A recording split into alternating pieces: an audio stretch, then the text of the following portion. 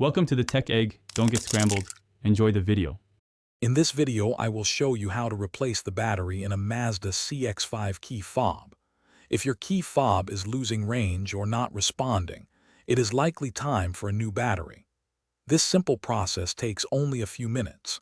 First, gather your tools.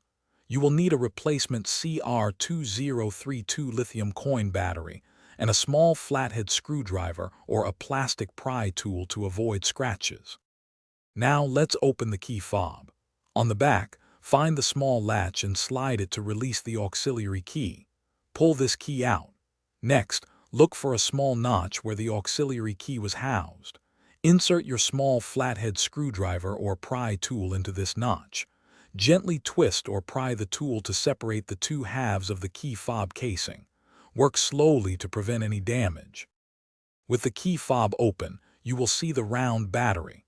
Before removing it, take note of its orientation. Typically, the positive side faces upwards. Use your small screwdriver or even a fingernail to carefully pop the old battery out of its compartment. Now, take your new CR2032 battery and insert it, ensuring the positive side is facing up, just like the old one. Finally, it is time to reassemble your key fob. Carefully align the two halves of the casing. Press them firmly together until you hear or feel a distinct click, indicating they are securely snapped back into place.